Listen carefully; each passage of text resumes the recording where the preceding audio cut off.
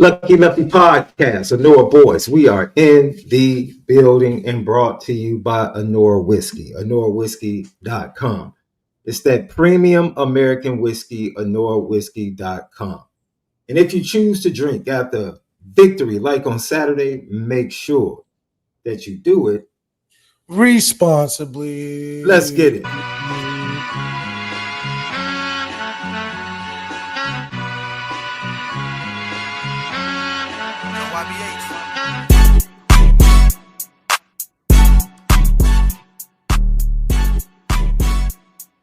Lucky Lefty Podcasts. I am Sean Davis, SD2 Mics, Mr. MALIK ZAIRE, the original Lucky himself, brought to you by Anora Whiskey. Tap in on YouTube. Subscribe. Hit that thumbs up because it helps with the views. We appreciate that. X, TikTok, Instagram at Lucky Lefty Pod. Bleav Network, Apple Podcasts, Spotify, audio edibles each and every day. We dropped a new episode this morning, and we are presented by FanDuel. Heisman odds. Jeremiah Love, 2,500 plus 2,500 over at FanDuel. CJ Carr plus 3,000 over at FanDuel. We had an interesting question. Where does CJ Carr sit in the pantheon of college quarterbacks? It's been a huge discussion. And let me say it's been preferential. It's been preferential, and it should be preferential. I have no problem if someone says I have CJ number 1. I have no problem if you say I have CJ number 5. I have no problem if you say I have CJ number 7, 8, 9, or 10. It doesn't make me a difference. It's called the conversation. It's called the conversation, Left. Because this is what, let me say this. It's a reason why you can't jump in the middle of conversations, but make a general statement about things that you hear without full context and clarity. And before the show, just unprompted, Left is like, man, I'm going to have to slow down critiquing the position that I played at the school that I played with the offensive coordinator that developed me. I'm going to have to slow down my critique because people are going to start thinking that I'm hating. And the reason I laughed, and Left had no clue. As soon as he said that, I started laughing because the talk in these Notre Dame streets for the last 24 hours has been that you are some type of hater when it comes to CJ Carr.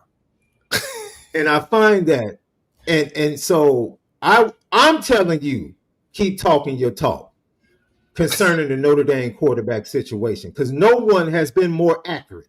See, everybody else has had to see it. No one has been more accurate about the quarterback situation in Notre Dame over the last 3 seasons than you. And no one is more qualified to talk about the Notre Dame quarterback situation at Notre Dame than you in these content streets.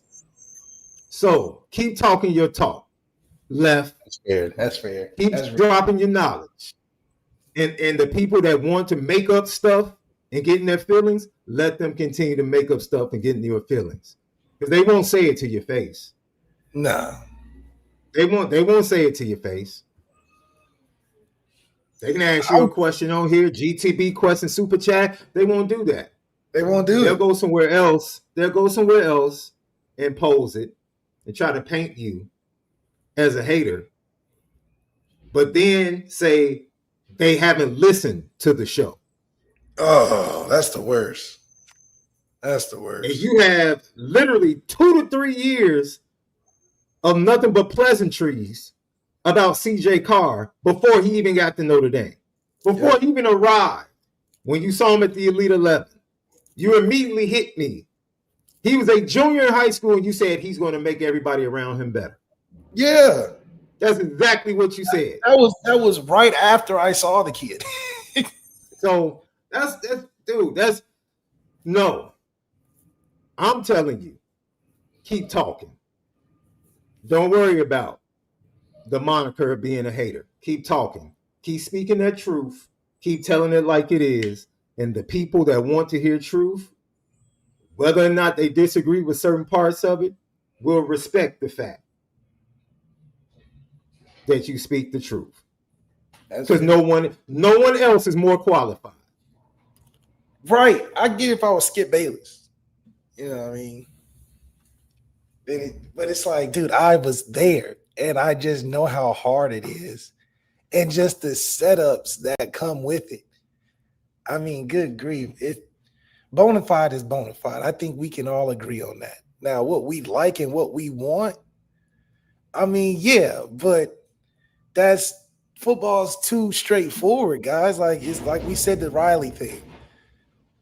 The Riley thing is just more so just how an appreciation and a respect for just how hard it is to win, how hard it is to play the quarterback position, and to think that anybody can just go in there day one and just be this finished product. It's just hard.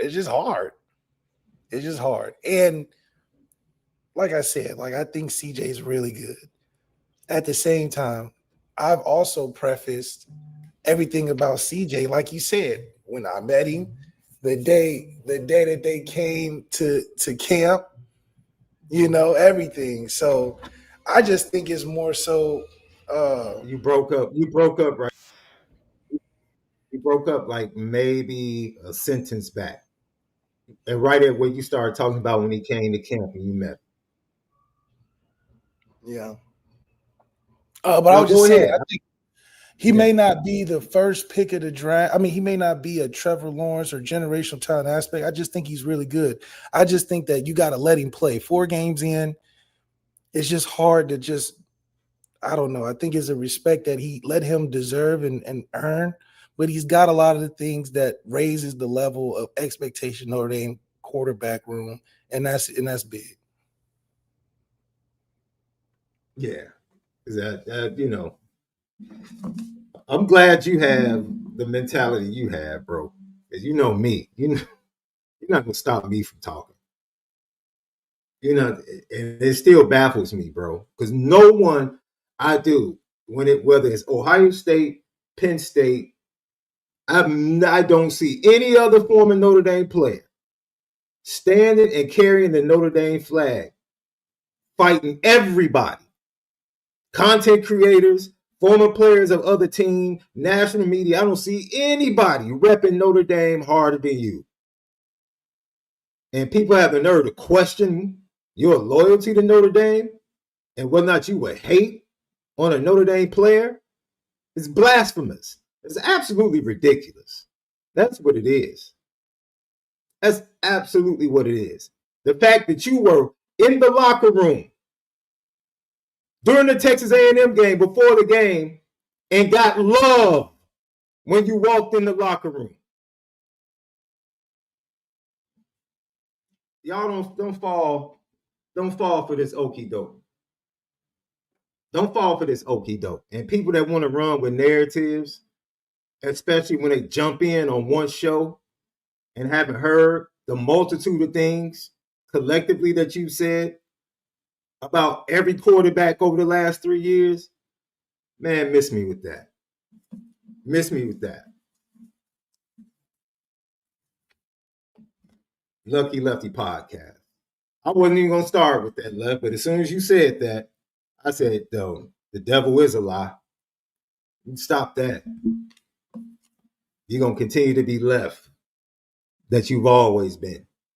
Critique the heck out of the quarterbacks. Every quarterback that takes a snap wearing that gold helmet, tell the truth.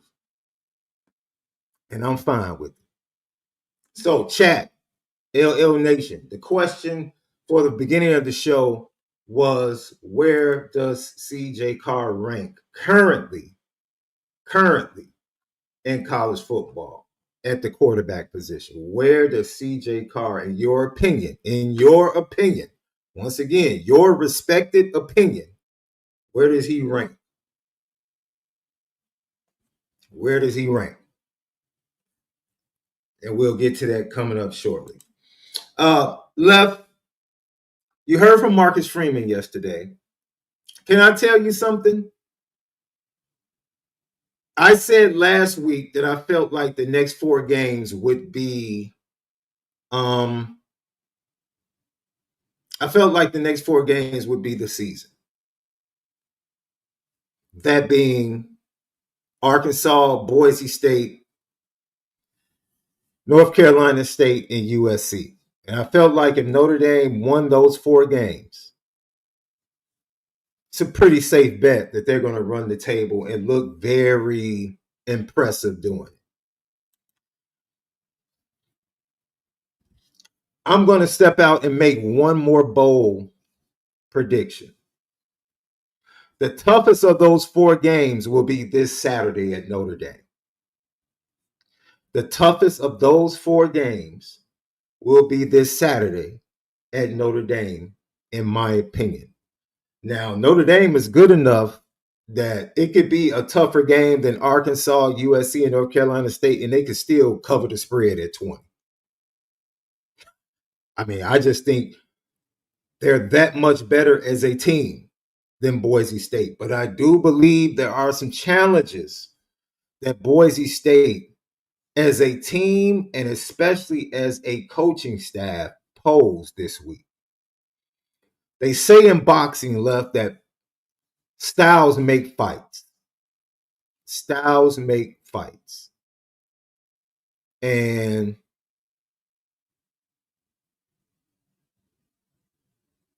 it's amazing when you look at how Boise State, because it's the same, let's be equal opportunists.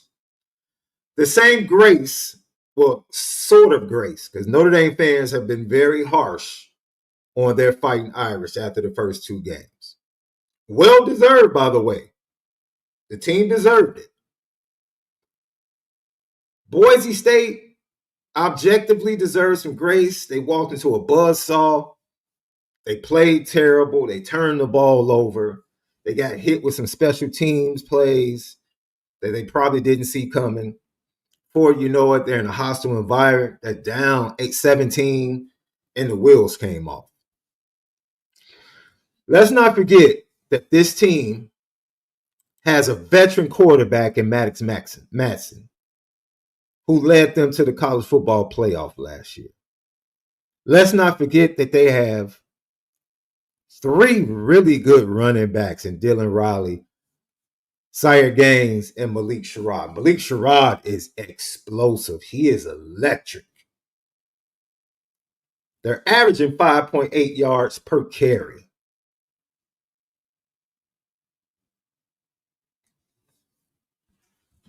But it's the style of play, it's the way they play, Left, that concerns me.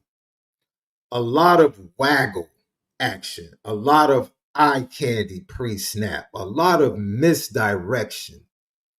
And the things that did, even though Notre Dame's defense improved last week, the things that still gave them issues were being technically sound in the midst of eye candy, misdirection, and motion. They gave up some big runs, particularly up the middle, when the wham tight end or the wham action by the tight end was going away from where the ball was actually headed to with the ball carrier. It created some false steps in the linebacking core. And as I watched the film, Left, I saw so much hesitancy in the linebacking core that I started to question, what are they really being asked to do? Because when there are gaps, they're not filling the gap. They're not coming up, attacking the offensive lineman and filling the gaps. They're waiting on the offensive lineman to get to them. And I just question, I'm like, man, what is going on? What has happened to a group that was extremely aggressive last year, and now that aggression has kind of dissipated?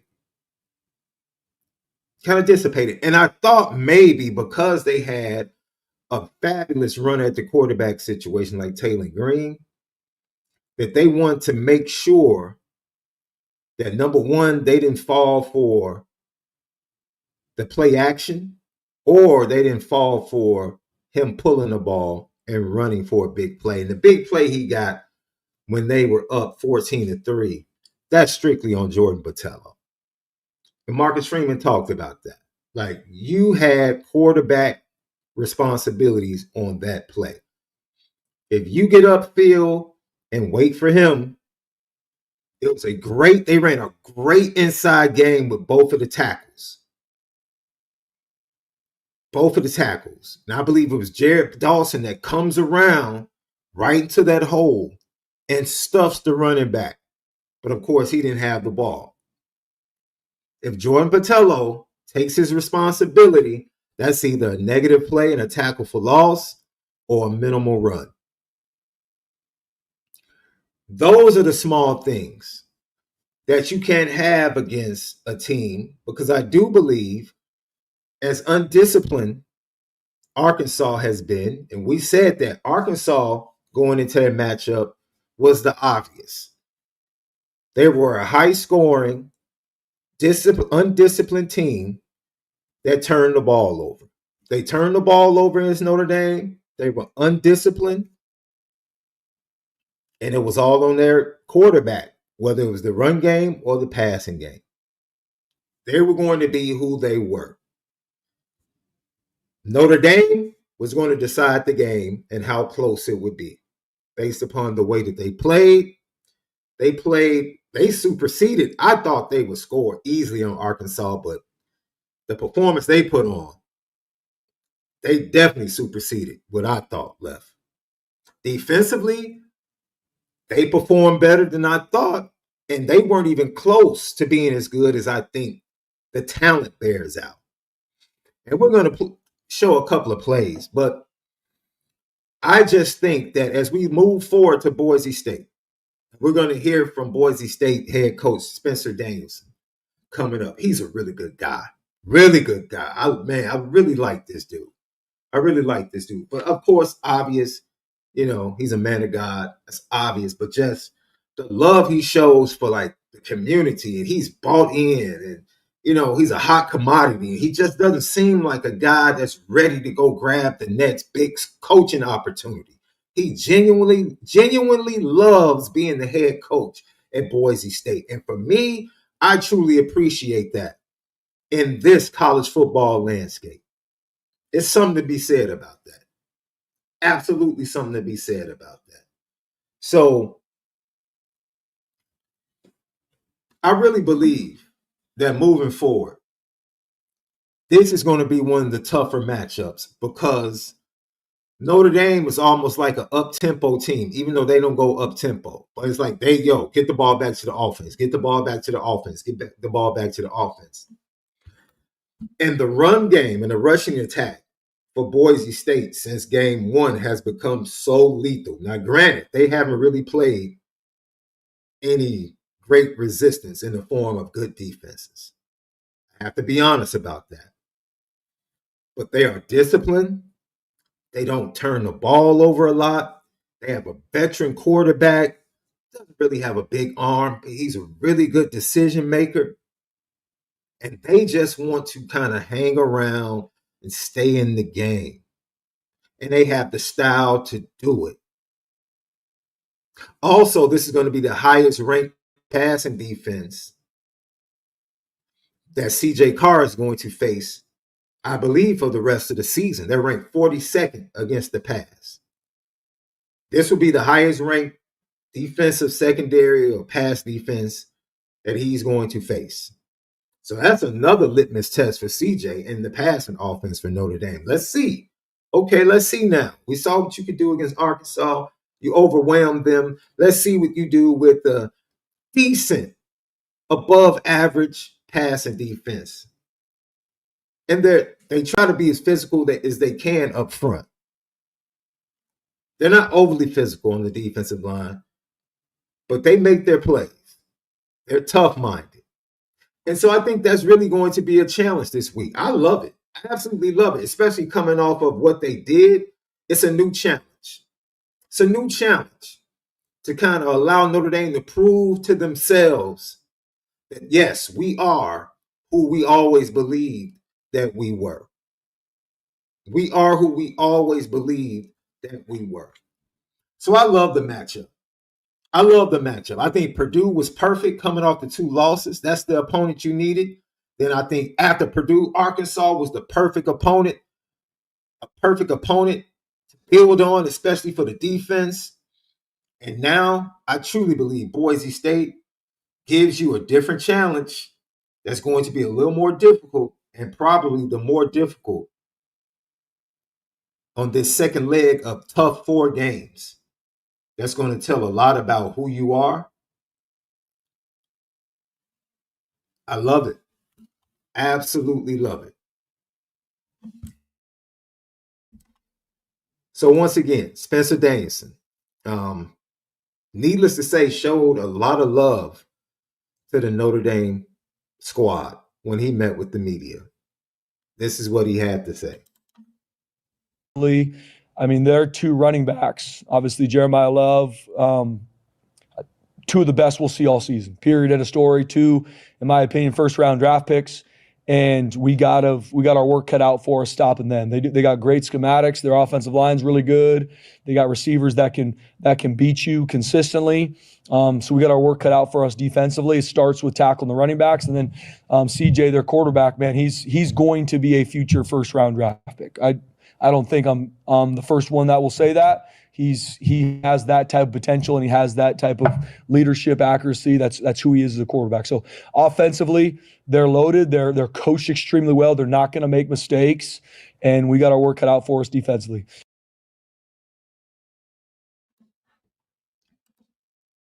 He spoke no lies. And Left, you there? I want to make sure you're there because I know you had to step away for a second. We'll get back. While he gets back, Brian Hatton had a GTB question. Can they, I'm assuming you're talking about Boise State. That's the only team in this game in the conference. Win their conference.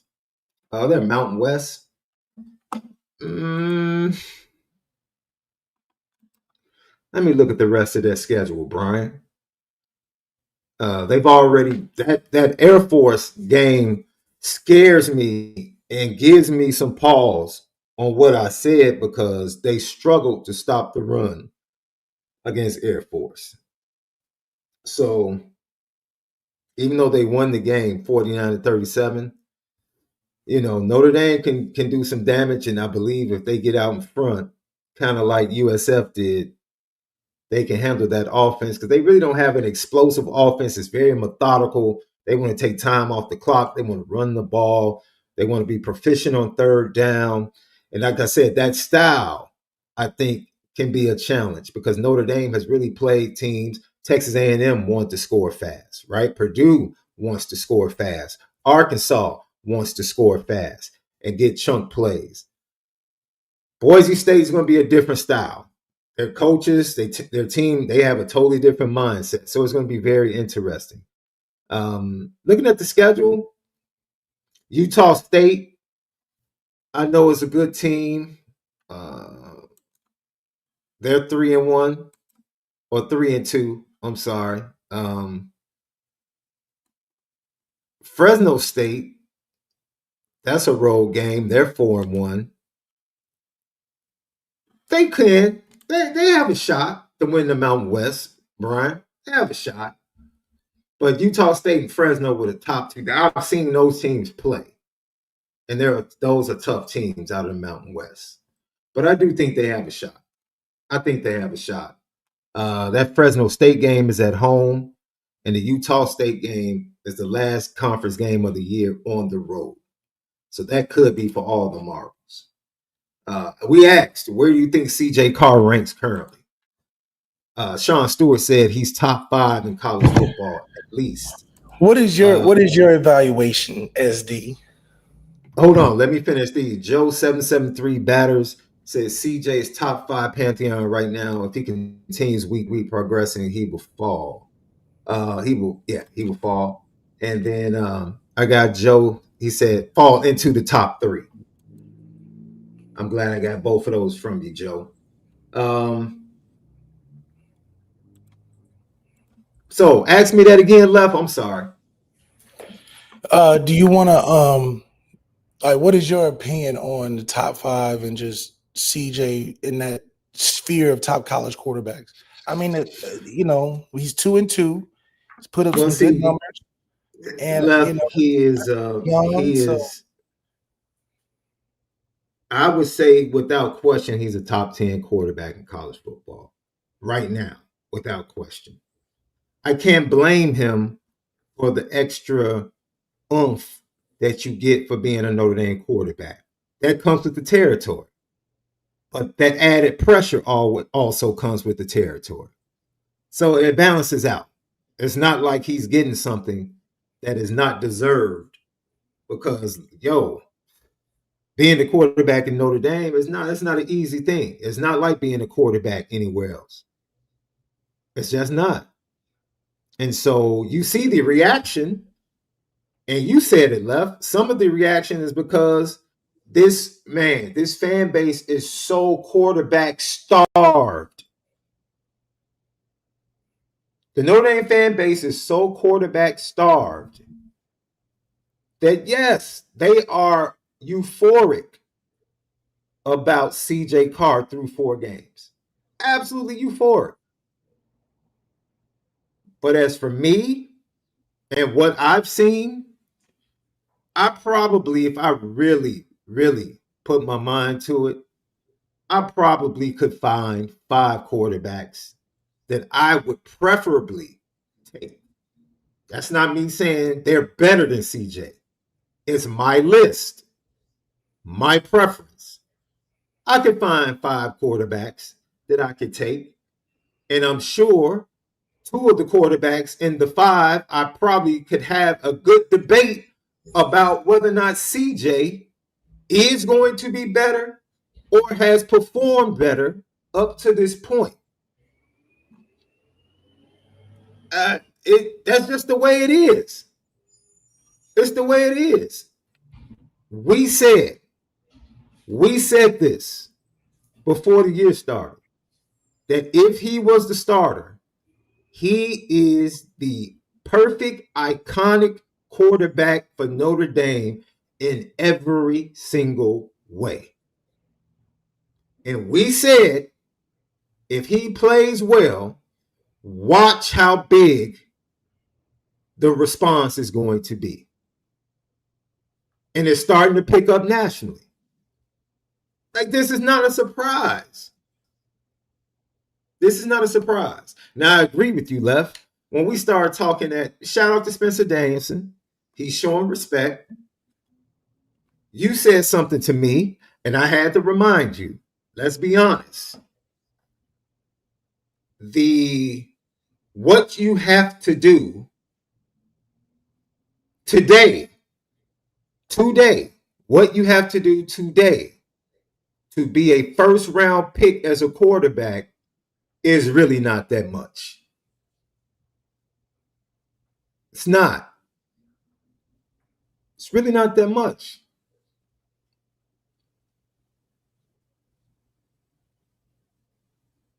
Drake May really didn't win anything. He was a first round quarterback. Mitch Trubisky really didn't do anything. He's a first round quarterback. So now the quarterback position is really about upside. So I don't get mad at anybody saying I think CJ Carr is a first round pick through 4 games because they're looking at upside. Anthony Richardson, thank you, Joe. It's a first round pick. Why? Upside. Traits, physical traits. That's what they look at. It is not like it used to be where you had to be a winner. You had to win something. You had to perform well against really good teams. The checklist was long. That checklist doesn't exist anymore. Doesn't. It doesn't. So, yes. Looking at CJ right now, I do believe he's going to be a first round pick because he has first round pick traits and he has upside. I do believe that. Yes. If Drake May can be a first round pick, yes. Yes. Mike Denbrock and Geno can develop CJ Carr into a first round pick. And it's not that hard, Left. It's really not. It's not. And I want to be clear. I'm not being a detractor in any way, shape, or form of CJ Carr. Right. It's not about we can it's not about CJ without critiquing his I am flat out saying that the criteria to be a first round quarterback is really not that hard. Especially at Notre Dame. I'm just talking about in general. Just go look at the last 5 years of the NFL draft. It's not. Oh, you talking about from a talent wise? Yeah, from a talent, it's not that hard. Yeah, it's not. It's not. I mean, Tyler Shuck in the first round. So yes, definitely say that again, Left. Say that again. Who? Tyler Shuck went top 25. Tyler Shuck. So yes, it's possible for CJ to be a first rounder. It's just the notion that 4 games in, didn't we just learn this from Arch? Didn't we just learn that hyping the guy up when he's not in the full position of being the man? Didn't we learn that lesson already? It's crazy how they almost replaced the Arch hype for CJ hype. And it's not that it's necessarily hype because CJ is producing, but it's like, man, they went to the umpteenth degree to gas up Arch Manning. Oh my gosh, he's better than Peyton. Oh my God, the first pick of the draft last year. Oh, he's just going to light it up. Number 1 team in the country, Madden cover, everything. 3 games in, you won't hear a word on national news about Arch Manning. I just don't want the media to just replace Arch with CJ unfairly. I mean, he's 4 games in and he's 2-2 as a starter, guys. But even in the losses, it's like CJ can do no wrong, which is cool. I love that we're protecting our quarterback. But let's protect him in a way where we're giving him credit for the things he's doing. Let's save the first pick and he's the reason for the season. He can be really good because think about it, guys. Our standard's so low. Just like how our standard's so high for defense and we got to come back down to reason on where we are defensively. Offense is a juggernaut right now, but let's just allow him to create his own path, keep playing well, because I don't want to hear if he plays bad 1 week, oh, we need to overhaul, sell everything out, he's not good. Just let him ride the wave. That's all I'm saying. Let him ride the wave. Because Jeremiah Love and Jadarian Price deserve the talk, right? They're 20-plus games in, they're killing it. But, that's I understand why you say first round. A guy 4 games in, it's hard for me to say that's a first-round pick. That's just in general. Especially if he's not generationally talented, where it's like, dude, he walks on the field and he's special in intangible ways, which is it can get you far away. I mean, Tyler Shuck went first round. It's not out of CJ's realm that he can't do the same.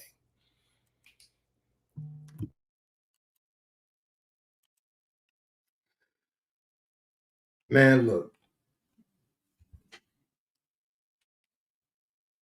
Once again, shout out to Tommy Rees, man, for changing the direction of how Notre Dame evaluates and recruits quarterbacks and the types that they go after. Thank you. Thank you. But I have no problem. Lev, I'm gonna be honest, man. Be excited about your quarterback, right? It's a poor frog that won't praise his own pond. So I don't have one issue with Notre Dame fans talking that talk about the way Texas fans talked about Arch before he took a snap. Man, Notre Dame fans can talk all they want to talk about. It was crazy how they was talking about Arch. You can talk all you want to talk about CJ Carr. All you want to talk. You're well within your rights, Notre Dame fans. Continue to do so.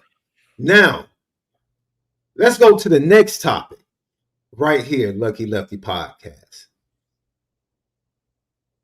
How you feeling about this squad, Left? I'm gonna be honest. Notre Dame fans, Malik will tell you now that this team is a top 5 team in the nation. He has never come off of that. Well, Never yes, come off of that. I don't know how we're not top 5 in the nation. I said, Yes, you do. Stop. They have 2 losses. Yes, you do. See the losses. It doesn't matter. They lost the test that they had. They lost to the best 2 teams on their schedule. But don't they do the playoff rankings based on how you lost as well? These are not the playoff rankings. But that's playoff rankings have not come out. No. We're talking about where they are ranked. Oh, even with that. Okay, we were a 2-loss team still ranked in the top 25. So I don't understand this realm of where we jump 1 spot after dominating a team and getting their whole staff fired. That has to play into the respect of, okay, you think we're a dangerous team at 0-2. We just blew out 2 teams the next 2 weeks and we get 1 spot ranking. Like, come on, you can't pick and choose then, because at that point, it's like, what do we have to do? Because if you're saying a 4-point loss in 2 games drops us from 5 to 24 or something like that, but we blow 2 teams out by a total of over 80 points, and somehow we only move 1 spot, but we were just the most dangerous team at 0-2, media's perspective. We just dominate over the weekend, the last 2 weeks. So that's what I'm saying. We're definitely a top 10 team. Nobody else the last 2 weeks, regardless of who they played, are putting up offensive points on the board like that.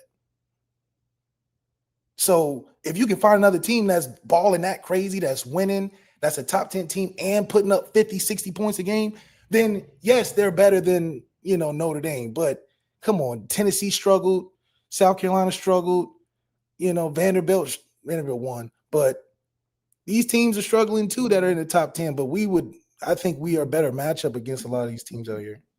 I think Vanderbilt has a shot this weekend down at Alabama. I really do. I watched them against South Carolina, dude. They're a lot better in the trenches. They definitely got a whole lot better in the trenches. I'm not saying they beat Alabama, but I hope Alabama just has Georgia's number. I think it's a psychological thing. Was a pretty big win against Georgia. I hope they don't come in thinking it's about to be a cakewalk. As good as Kirby is, you really telling me against one team, no matter who the coach is now, that he just can't beat them? But he won 20 straight games and 2 championships, and he just is 1-6, 1-7 versus this one team. It's psychological. Yeah. I feel you. Chat, let us know what you think, man. What do you think about your Notre Dame squad right now as they currently sit 2-2 on the season? What do you think about your Notre Dame squad and where they currently sit as 2-2 on the season? Let's hear from Greg McElroy, who says he's kind of back in on the Fighting Irish. Let's hear what Greg McElroy says. About Notre Dame's offense. What I was concerned about was Notre Dame's defense. That's the takeaway in this game. Because while we have seen Notre Dame's defense play at a insanely high level for years and years and years. I mean, the last 4 years, it feels like we've seen great defense from Notre Dame pretty much almost all the time. I hadn't seen it this year. They had been undisciplined with their eyes. They hadn't been great in coverage. Their tackling was substandard. Their eyes were great in this game. They were where they were supposed to be. The coverage was good. When guys got out and guys got separation, they got them on the ground. Like, this was what I needed to see from Notre Dame defensively. Like, I cannot be more encouraged with what I just saw. That was a good win. Arkansas is a dangerous football team with an elite and electric quarterback, with a group that can really score and can score in bunches, and they make it hard on you. They really do. They make it very hard on you with some of the misdirection and the things that they get you to commit from a eye violation standpoint. Notre Dame was having none of it, and they deserve tremendous credit on that side of the ball. That was a huge win for them. Hopefully they continue their march towards getting back into the top of the college football world conversation. So what do you think about what Greg McElroy had to say, Left? Do you agree? I think it's funny that highlight of what a non-insider feels about Notre Dame is his highlight is the defense. But if you're inside Notre Dame, the highlight is the offense, and the defense terrible. So it just shows you guys that our expectation of our own team doesn't even match the media's expectation and what they see from our team, right? So I told you guys, what was it, yesterday? I thought defense played great. We gave up 30 points to a team that just got blew out again, or I'm assuming they did, to a top 5 offense where we scored 13 points. I mean, where they scored 13 points on a top 5 offense. That's why I'm like, come on, guys. Like, we made it look easy, but outside looking in, they're like, that's a good accomplishment. That's a huge improvement. So, yeah, I posed the question before the game. I said, does Chris Ash have to pitch a shutout for us to just give him a break? He gave him 13 points and 1 touchdown. That deserves a little bit of relax, guys. Yes, the first half didn't look great, and it looked like it would be another incident of we talking about how we can't, do things in the run game or whatever. But even in that game, we fixed it to a point where we shut them down. We made them quit. And if anything, you give defense the credit for making the team quit, and that's just what he's doing. But is it enough? Because you know what it is. We're not looking at this schedule. We're looking forward. They've put their season in the hands of others. They have to sit and wait. Now, as they wait, if by chance they are graced with the opportunity to indeed make it back to the college football playoff, where they currently sit defensively, is it enough? Is it enough to beat Ohio State? Is it enough to beat Oregon? Is it enough to beat Penn State? These are the questions you have to ask. Is it enough to beat Texas? Is it enough? Will it be enough to beat Georgia again? Will it be enough to beat Alabama, who's continuing to grow offensively? And Kalen DeBoer, he's a great. Him and Ryan Grubb, they can put some offensive packages together to go up against any team. Is it enough right now? So chat, Notre Dame fans, let us know. What's your true feelings about this team right now? What's your true feelings about this team? I got Gino Williams. I will always be win, lose, or draw Irish. I feel like we still have much to prove. If they play the rest of the schedule like they did the last 2 games, defense keeps the scoring below 21, then we're good. Isn't that funny? Last year, do you remember all last year? And we said this before. We struggled to find 21 points for teams last year. Like, we would give our score predictions and we would be like, I don't even know if this team gets to 13. I don't even know if this team can get to 17. And now we have a defense where we're saying, man, if we can just hold them to 21, 24, we should be good. Man, what a huge difference a year makes. What a huge difference a year makes. Someone right here. I remember that. I just think it's funny that we got to that point. Mm-hmm. Because it's just like a year changes so much, right? Yeah. I predicted the change. We went from top 5 2 years in a row to top, in my opinion, top 5 offense. The next year we took a dip on defense. But the signs were there as to what was going to happen. And that's all we want to do at the podcast is just alert the fan base of the signs. These are all signs that we're pointing out, not saying that they can't rise above it or that we're being negative or pessimistic. I just believe I know how hard it is to be successful at the game, especially from the quarterback position. Everybody can strike lucky. Everybody can have a good run. But we want, what I would want is for CJ to be a lasting figure in the Notre Dame sphere, not have just a good season, get a bunch of hype, and then fall off every year leading to him getting drafted, right? I want him to be successful when he gets drafted. So sustaining that success comes through reps, experience, and moments that he has to prove himself. His moments in which, he had to be on the center stage and spotlighted, we were 0-2. And it's not saying it was all his fault, but just let him grow into that position. He's not the best player on the offense. So let's keep it focused on the best player of offense and let CJ support that, he's going to have crazy numbers, which we predicted. You predicted that, first of all, 3,000 is a low, 3,000 is a low average, but CJ might get 3,000 before the playoffs. Damn near before the last couple games, if he continues on this track. But the signs tell you, if you can go 230 from just sneezing out there. I mean, everybody saw these plays that he was throwing. It's like, man, it was like taking candy from a baby. Throw a comeback over here, throw a hitch, throw a go ball, throw an open post, throw a rollout, comeback. I mean, it was just routine stuff. And it's only allowed that way because, once again, you have two of the best running backs in the country. One, you have one of the most talented and just, NFL type. And then you have a game breaker with Jadarian. That alone would feed 90% of college football teams themselves, even if you had a terrible quarterback. Jadarian Price and wait a minute. You mean like Penn State? Oh, yes. You basically just described Penn State when you said even if you had a terrible quarterback. Yeah, go ahead, Lef. Go ahead. You put the icing on the cake. That's the prime example of how we're different than Penn State. Penn State is going to show as a fraud until they play a good team and then be 10-2 and then argue to get into the playoffs. But we've seen what their weaknesses are, which they haven't addressed clearly. But also at the same time, we see where we have been. So it's just one of those things where I'm excited. Lef, I'm going to say something, and I'll take the arrows today. You don't have to take any more arrows.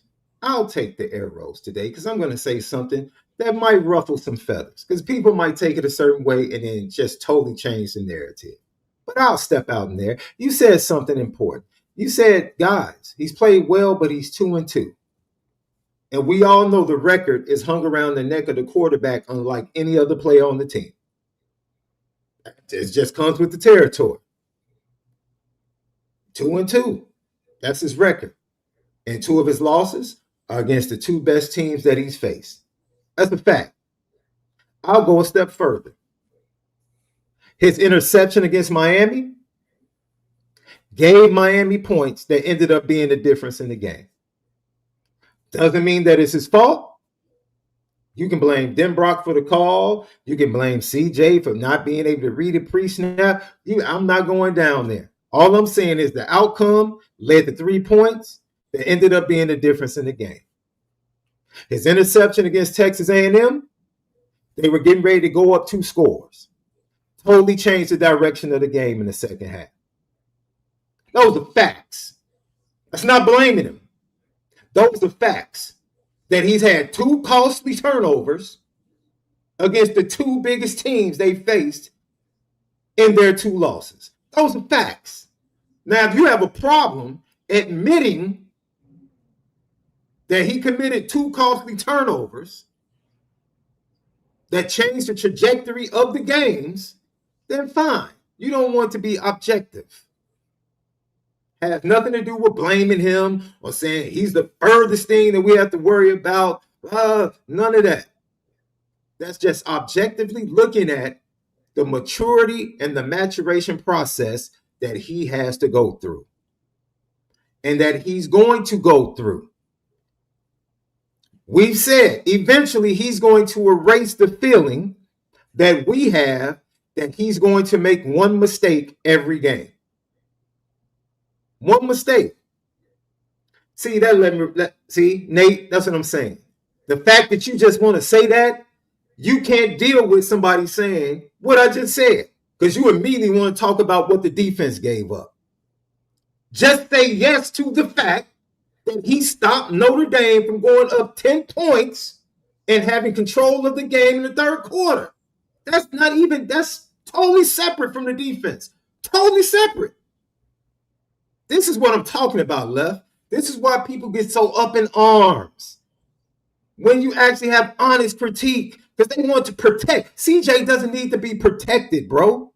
He is a freshman quarterback that is still growing and is going to make mistakes, and eventually he's going to erase from our mindset based upon what he shows on the field that we no longer have to worry about him making those mistakes. And it's coming. It's coming. He gave Arkansas a chance the first drive in the third quarter, making that mistake. That's it. That's the worst thing we can do, man. That's one of the worst things. I don't even like when people do that. We're talking about this right here. This is the conversation. But, no. Let's deal with this and come to an agreement on this, and then we can talk about that. Because the truth of the matter is we've been talking about the defense and giving a pass, in a sense, to other things that have taken place. And like Sean Stewart said, what MALIK has been saying, as good as he's playing, he's still learning. So before we start putting a crown on his head, allow him to learn. Let him learn. I'm still waiting to go into a game and say, I don't feel like he's going to make that one mistake now. I don't think he's going to make that one mistake each week now. It's coming because I see it. I see it. I see it. And he's going to be, man, I think he's going to end up left. I'm going to be honest with you, man. I'll step out on this limb. He's going to eclipse Ian Book, bro. Ian Book is in trouble. Ian Book's legacy is in trouble. What are you talking about? In terms of being the winningest quarterback? First of all, in terms of actually getting better as his career goes on, that's the first one. I mean, in terms of actually, but that's what I said. Now, I don't think he's going to be around long enough to win. Right. I don't think that's what I'm saying. I don't think he's going to be around long enough. He'll have. I wouldn't be shocked. I wouldn't be shocked if by the middle or the end of next year, people aren't saying, "Oh man, CJ Carr is way better than Ian Book." Well, they're saying that. They're saying after 4 games, CJ is a first-round pick. Ian was never a first-round pick, so technically they're already saying CJ's better than Ian. That's what I'm saying. You said the end of next year. Look at what they're saying about CJ 4 games in. By the middle of next year, they're going to be like, yeah, but that, I mean, that no one is ready to say that he's a better quarterback at Notre Dame than Ian Book. Nobody's ready to say that. They're saying he's more talented. But that's not answering the bell. He has to win some games. They've actually said we haven't had a guy like CJ in so long. What's so long? Hey, Josh Buffo, you know what? Buffo, you're right, brother. Talent-wise, he's better. He's not afraid to throw the deep ball. That right there, I can't even push back on you, Josh. All right? You kept it a buck. Shout out to Cam Ward, too. Cam Ward, every week, I love listening to your press conferences, man. Love it. That man stood up there and said, keep it a buck. We are arse. I'm not going to say the word. I said Cam is keeping it 100. Every week he says something that is just like straightforward, like this team is trash right now. But no, you don't. Sorry, you don't give passes, bro. You don't give passes for things offensively, defensively, player-wise that cost games. Everything matters in a game that leads to the outcome. And you don't give one greater credence than the other because it was committed by this person or it was committed by that person. No. All of this went into the outcome. Everybody bears this weight. Everybody bears this weight. And it's a shame that the defense that existed in South Bend the previous 2 seasons was not there to have their freshman quarterbacks back. Because he played good enough to win or to deserve to win. But the truth of the matter, truth of the matter is he did not play good enough to win. That's totally different. He played good enough to deserve to win the game. In order to play good enough to win, 99% of the time, you have to actually win the game. And that's just the way it goes. But I'm not mad at people that feel like he's better. I would still rock with Ian Book because, like you said, he proved it over time and not a small sample size left. So I wouldn't have a problem with that. I wouldn't. I love the kid, man. I love the kid, bro. He has me not even. I don't even care about defense right now, bro. Big picture, looking towards the playoffs, absolutely I care about defense. That's what I meant to say. I don't care about defense. Defense has 8 more games to become college football playoff ready. Right now, I'm like, yo, get the ball back to the offense. That's it. But get the ball back to the offense. Right? And in order to do that, Left, all you're really asking this defense is to get a stop or hold them to 3. That's all you're asking right now.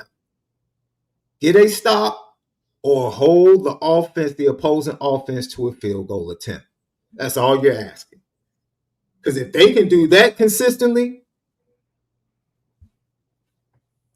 it's blouses. It's ball game.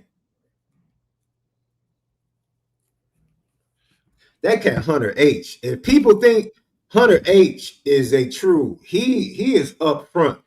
Well, we saw Ian at Miami in a top 10 situation. We appreciate you, Hunter. So technically, we already saw Ian in the same situation, and it was bad. Top 10 down at Hard Rock, throwing a pick on the first play. I mean, we saw Ian in that exact situation, and he didn't play as well as CJ did, even though they both had 2 losses. No, he didn't. You're right. CJ definitely handled that situation much better than Ian did. Ian came in off the bench though. Right. You have to give him a little bit of rope for that. Yeah. And I do. It's just, I think that Ian served his purpose during his era, man. He was, once again, Notre Dame at that time was set up in a position where you just needed a quarterback to be functional. It just so happens we got a functional quarterback at specifically what we need to elevate the team, and he's fitting right in. This is not shocking to me because we talked about that's what we needed from the jump, especially last year, and that me and you both knew we had the answer on the team the entire time. We knew Kenny and CJ threw the better balls of all the guys on the quarterback. We knew that the potential was there. I just think that if we think so highly of CJ, then that means we have 2 first-round quarterbacks with Kenny also, because the whole competition I remember is that they were the same, even neck and neck. And that the only reason CJ got it is because Marcus Freeman had a gut feeling. So if a gut feeling is the difference between the two, and y'all talking this well about CJ, then Kenny's got to be something close to that too. So you're dealing with 2 first-round quarterbacks. That's how I'm viewing it.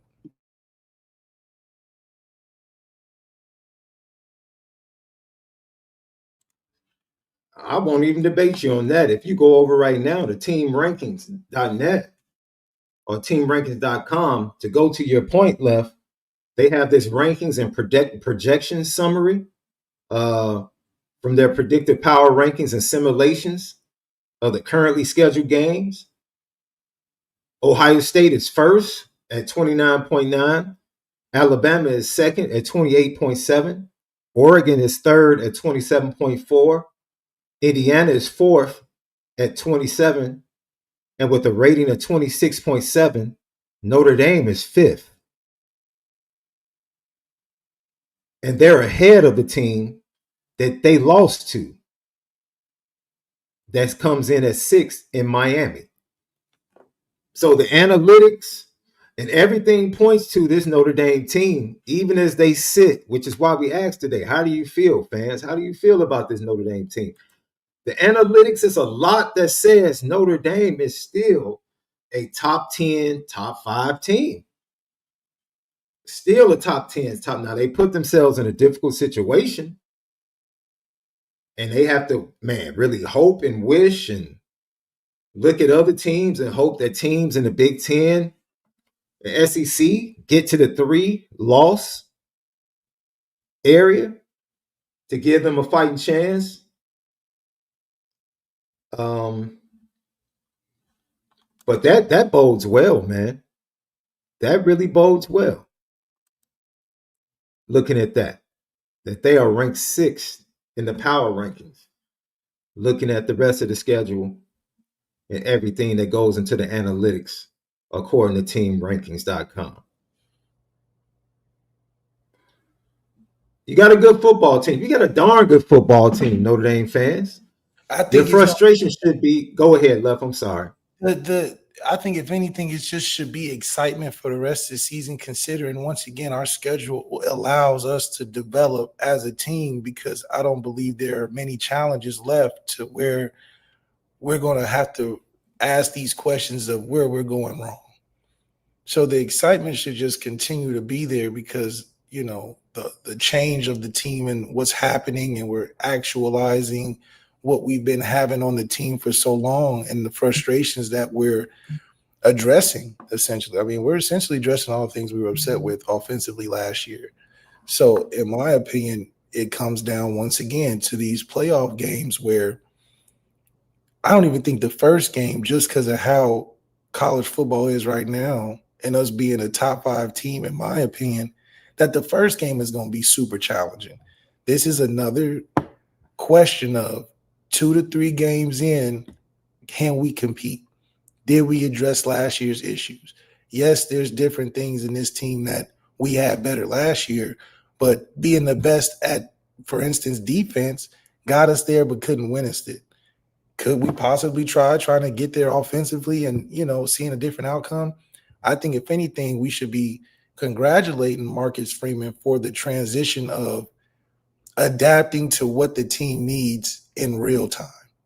He's done it in recruiting, first day of getting in the office. He's done it in the coaching staff. He's did it with players in the transfer portal in terms of having that conversation. So he's always been on the up and ups of adapting to what the team needs to get better. And this is just another result of it. It doesn't look perfect, but it looks better than last year, in my opinion. And I'm only saying that because if we're like this defensively, you're telling me we're going to play worse than the first 2 games? Clearly, in the last game, we looked night and day difference in a half. So I think we're missing the true result of what we're looking at, and we're not appreciating it enough. And I wasn't at times, because even I was stuck in the whole, we're winning based on our defense. We're hanging our hat that defense and O-line is going to carry us through, and we just got to survive and then play off of that. That's not Notre Dame football anymore. And it shouldn't be, because that got us in a lot of situations where we go into big games playing safe. We go into big games playing super conservative. We go into games not scoring points like we should. The one time we tried it, I think it just solidified how special Jack Cohn was. We scored 500 yards passing. We haven't seen that since. So it's like this is a good area where we are. Plus, you're saying that the teams that beat us are going to sustain their success throughout the season. We just saw Texas A&M wobble last week with 16 points. So who's saying that by the end of the SEC conference they go through that they're going to be over 500? You know, they'll be good, but they're going to take some losses.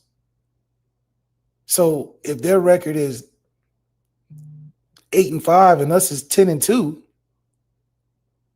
I mean, what does it say about the 2 teams through the season? I mean, you know what I mean? Like, we're just thinking because they beat us, they're going to keep riding the wave through the year. I just don't think I think that's hard. And through history, you only see a couple teams doing that every year. Ohio State, us, from a 10-win games type of thing to right? I mean, the list is pretty short. Clemson, can't say Clemson anymore.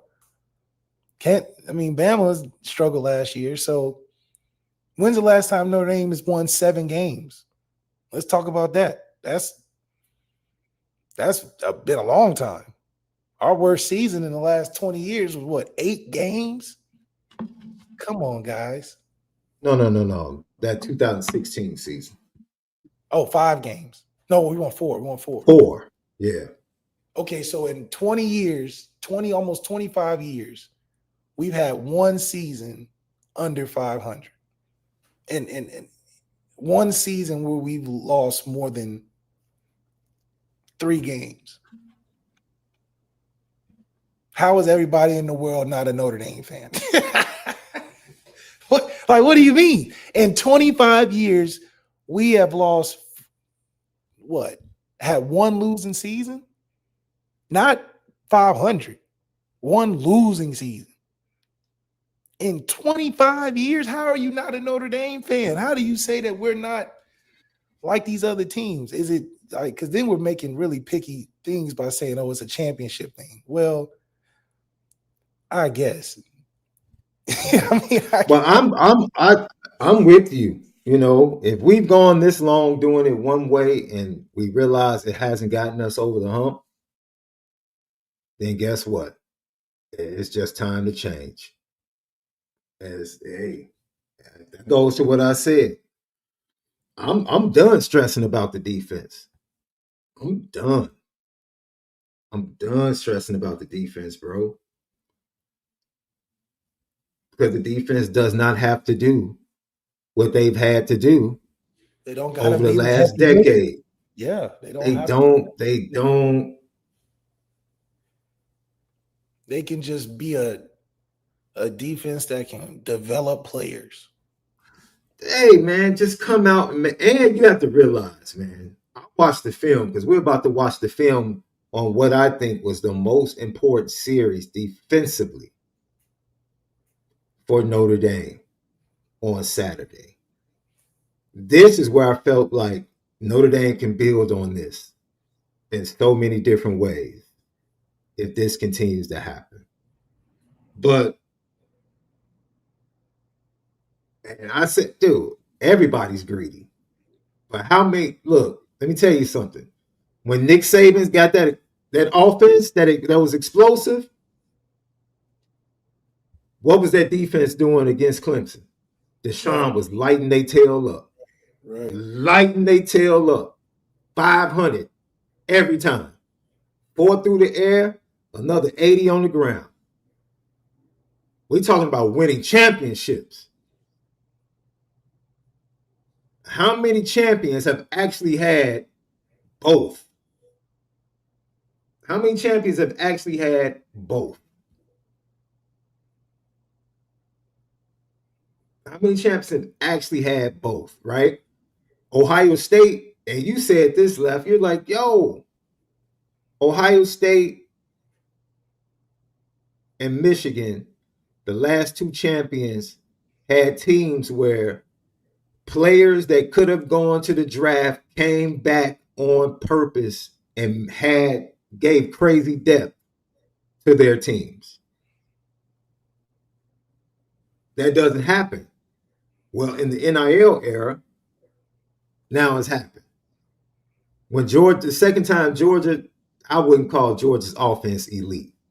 Not the first time. That was a low-scoring game in the fourth quarter against Alabama. And Alabama had spanked them in the SEC championship game in that first one. The defense was elite. And in the second championship, the defense was nowhere near elite because Ohio State was killing them in the semifinals. And their secondary was nowhere near. And the defensive line was nowhere near what it was the year before. Maybe LSU Trevor Lawrence's Clemson squad, because they did a pretty good job of shutting Alabama down in that game and blew them out.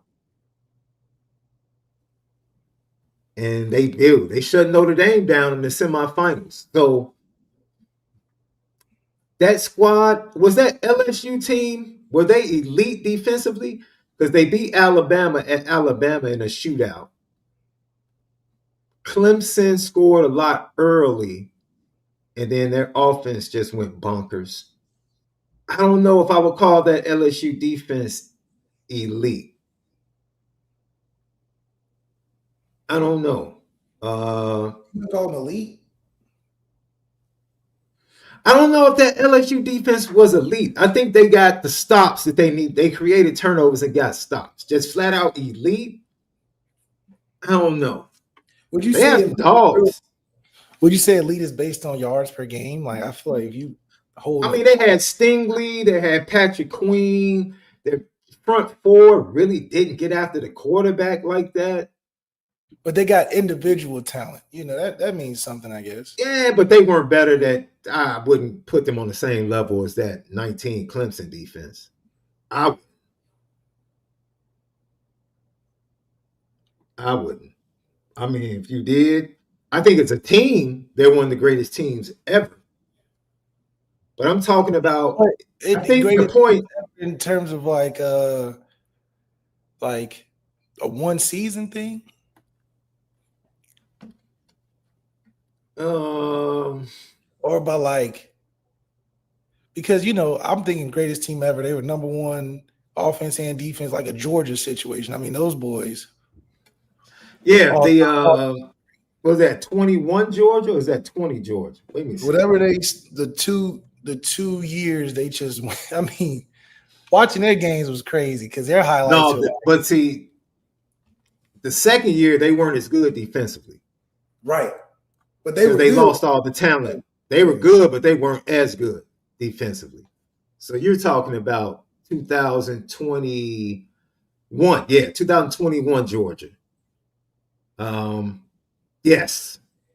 But then I have to ask, I think Stetson Bennett was better and the offense was better in the second championship run than they were in the first championship run because they struggled offensively against Alabama in the SEC championship game and then pulled away with that pick six late in the championship game because it was basically a one-score game in the fourth quarter.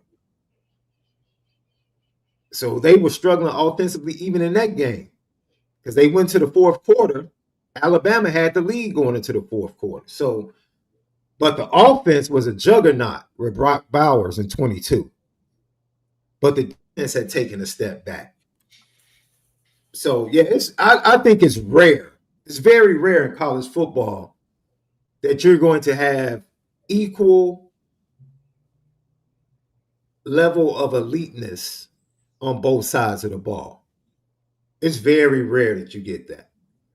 It's been a few champions, especially in the modern era. It's been a few champions because you can't stack rosters like you could. It's been a few. Yes, see, Josh, you're going all the way back to 2002. Like you're talking about Miami 2002. Yes, they were elite on both sides of the ball. That's what I'm saying. Now, I don't know if you can get that. And if you do get it, you know, it's a rarity. That's just a special team. That's a special team.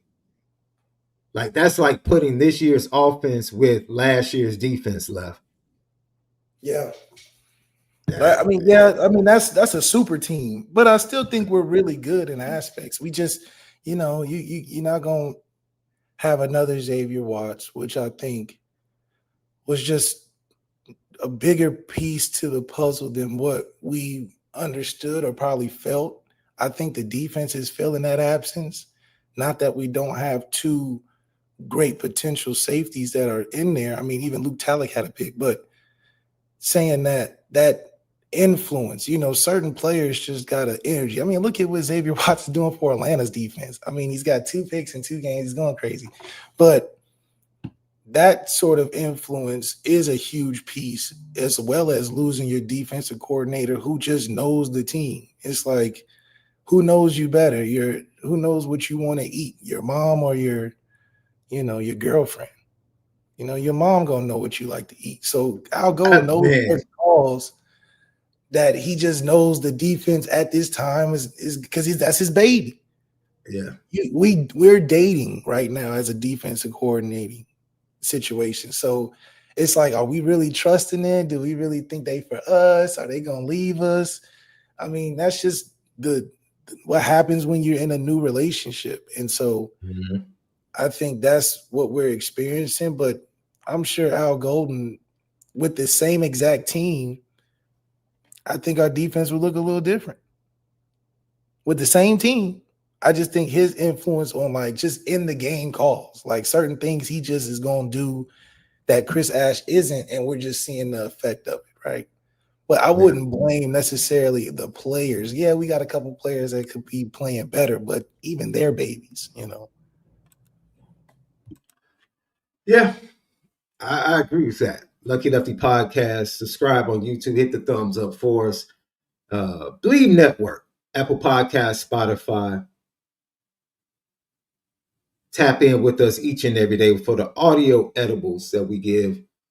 FanDuel, that's who we're presented by. Go to FanDuel.com. Download the FanDuel app. Notre Dame is a 20.5-point favorite over the Boise State Broncos that come into Notre Dame Stadium 3:30 p.m. Eastern time on Saturday. And just to give you some numbers left, I said before, they're averaging 34 points per game. That's 24th in the nation. They run the ball really well. As I said before, they're not really a yards per play game. 6.3 right now, which isn't bad. Right outside the top 25. They're averaging 4.9 yards per rush. That's 35th in the nation. They run the ball 37.7 times per game. That's also 37th in the nation. And then they pass the ball. They're a really balanced offense. They pass the ball. They run the ball right around 50%. And their completion percentage, good decision making with Matson at the quarterback. Even though he's sitting at 60.18%, yards per pass, as I said before, they want to be methodical. It's at 7.8. CJ's like right up there by 10, just to show you the difference. They're at 48th in the nation. And passing yards per game, they're right at 295, which is 20th in the nation. They've had a lot of drops by their wide receivers, though, especially in the last two games. So that may be something to look for. There may be something to look for in the matchup. They are plus 0.3 in the turnover margin. That's 46th in the nation. And they don't turn the ball over. 17th in the nation in interception percentage. But one thing I will say, their sack percentage is 4th in the nation. They sack the quarterback 1 out of 8 dropout. Every time someone drops back 8 times, they get a sack 1 of 8 times. I told you, they're tough up front. They get after it. They do a decent job of stopping the run and getting the third downs and then rushing the passer. That's a sneak peek into the Boise State Broncos. All right, we'll dig more into that and hear more from their coach. Go over to patreon.com/Lucky Lefty Network, where I go behind enemy lines each and every week with Boise State players and coaches, hearing what they have to say about the matchup. And then we talk to someone that covers the opposing team each and every week. Patreon.com/Lucky Lefty Network. Players Only podcast is over there at Patreon as well. 4 for 40 with Reggie Brooks. Prep Star Recruiting in the Cutting Room with MALIK ZAIRE when he goes through the breakdown of CJ Carr and his continued development and the development of the Mike Denbrock offense exclusively at patreon.com/Lucky Lefty Network. All right, we appreciate you guys. All right, Left, before we get out of here, everybody's been super dope. I want to go to these plays, and I want to talk about Mark Zachary. So let me set this up. This is Notre Dame is up 21-10. Arkansas scores. They make it 14-10. Of course, Notre Dame goes right back down the field, go up 21-10. And I picked out these plays to show the growth in the defense and how I feel like this talent, especially the young talent, when given a chance to come along, can really make some plays. So this is the first play on the next drive for Arkansas, and I'm going to let it roll. And then looks like Notre Dame right here. It looks like a cover 3 or a single high look. And then at the see, sometimes I just like, because there's so many nuances to things, you just got to say it's just a 3 deep, 4 under coverage, something of like a base. And look at this. Look at this. I'll take this back. The one thing that stands out to me right here, Lev, is that Jason Onye, man, makes an impact on that guard right there, pushes him back a little bit. Junior does a great job of setting that edge. Exactly. I think Junior setting the edge is probably the biggest in his frame, just the biggest positive of this play, because it allows Drake to have a free lane over the top. The mic can spill over. And that's an example of a defense playing under its rules. Because how you say it? Tua Lamaka. Yeah, Junior Tua Lamaka. And shout out to Gabriel Rubio, who his push stops the center from getting up the field to Jalen Sneed. These are guys playing as a team defense, because Tua Lamaka could have easily played out of position and just chased the football, which would have led to Drake being probably caught up in a block. But this is team football. This is guys listening and understanding the defense. Yeah. And I think this happened in live time, right? First half, it wasn't like this picture wasn't a thing. First half, we was getting washed. But this is actually like middle, like right at the beginning of the second quarter. This is like these two series this is all this defense needs to do. Get a couple of stops in a row to give your offense a chance to stretch the lead with the football. That's all you need. That's all you need right now. Because we can take off with offensive points. We scored 6 straight drives, guys. That means if you just stop them 2 times, it's a double-digit lead. Yeah. Now, this next play, I believe, Mark Zachary grew up a lot this game. He grew up a lot. Once again, it's the same look. Looks like, man, is it cover 3? Is it single high man? And they try to go after the youngster, and watch how sticky he is.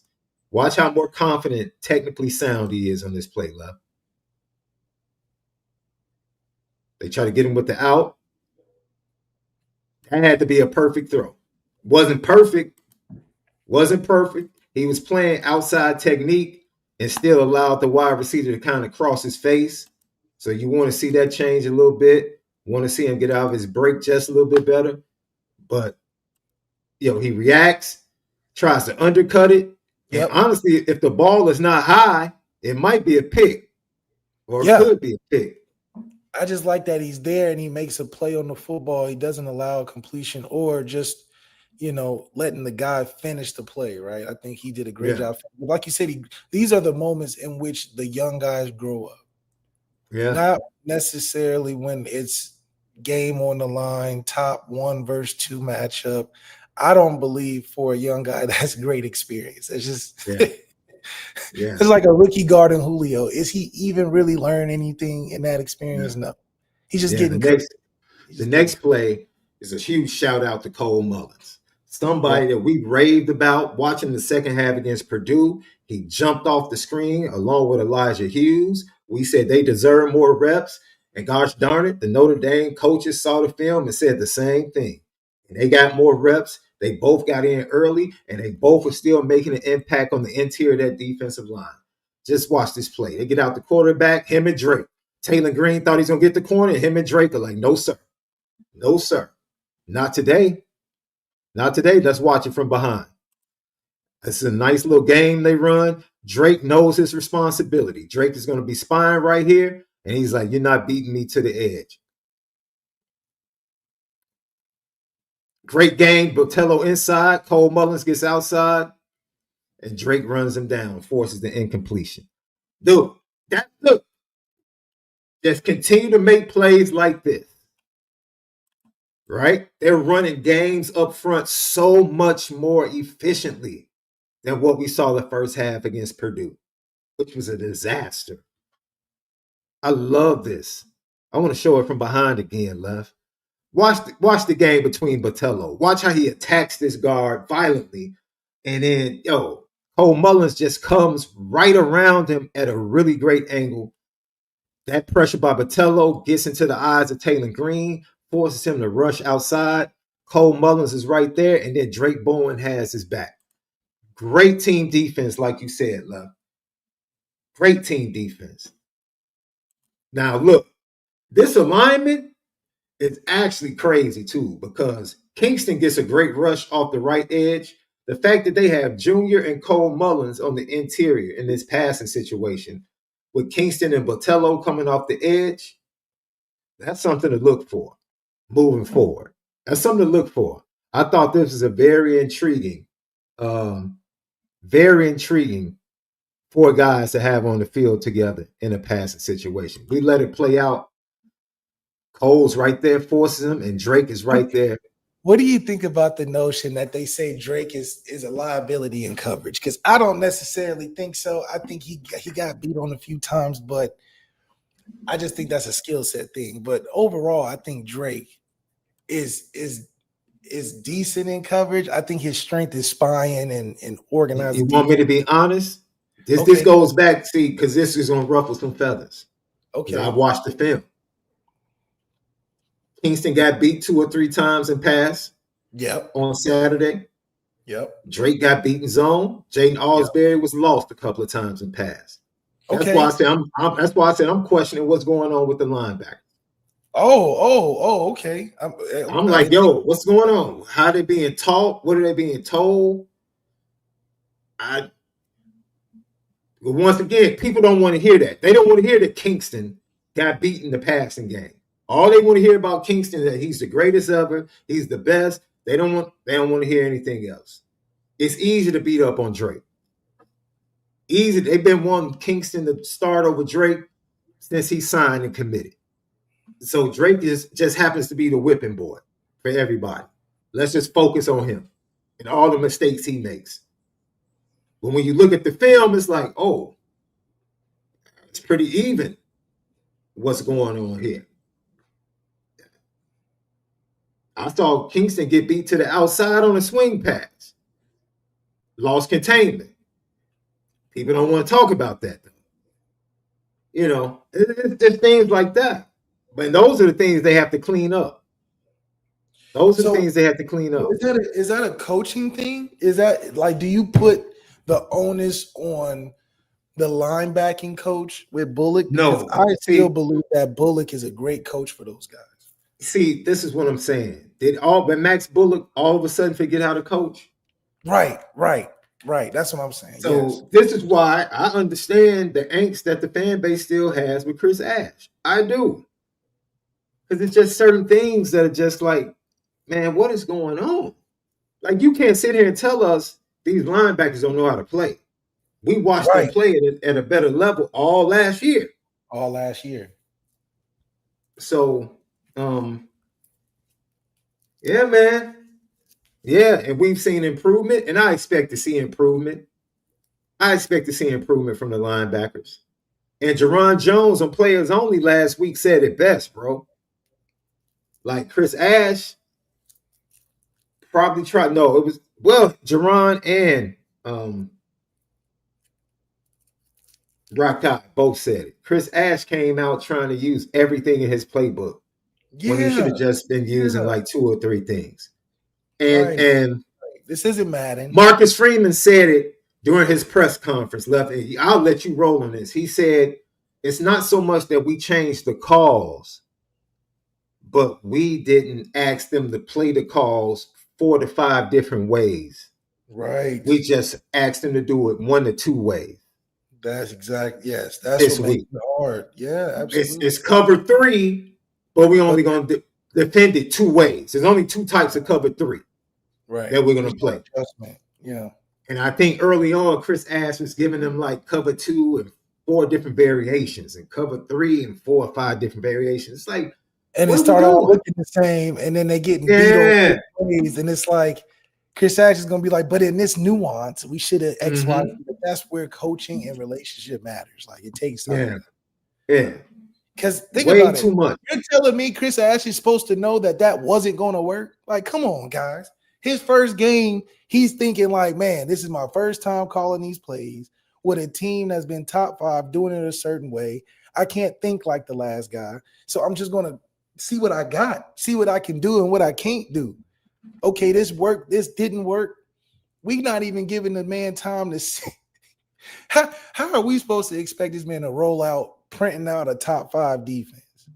It's not realistic, guys. The man the man adjusted well in game for us to give up the running yards that we were doing and to coach up the defense to shut out the other team in the second half. That's a great coach, in my opinion. I saw a bunch of teams last week give up points the entire game. So, yeah, our offense looks good, but let's not poo-poo on the fact that our defense held them to 13. That's also what made the gap look so big. Yeah. One thing, we scored 56, but if they scored 35, it's just, it was a shootout. It was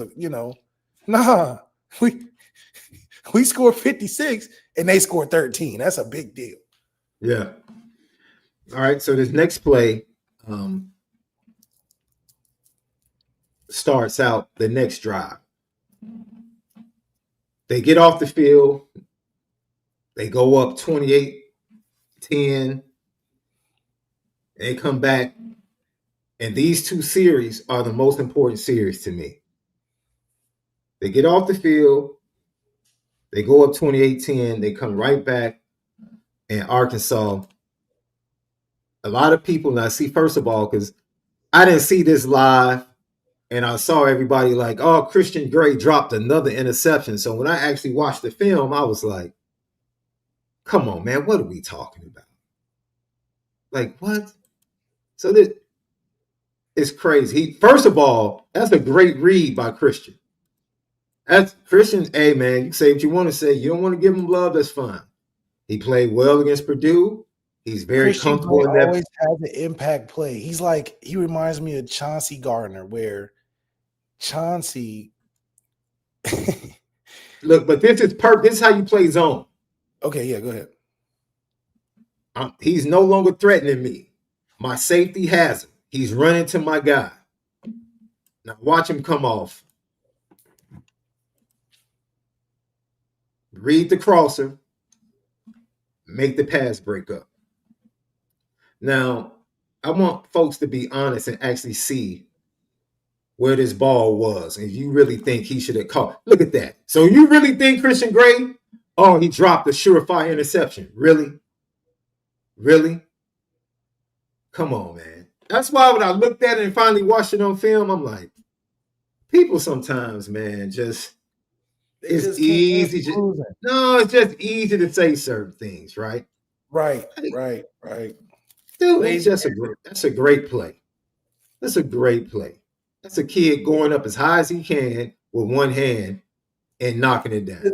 Because guess what? That wasn't technically his rules on the play.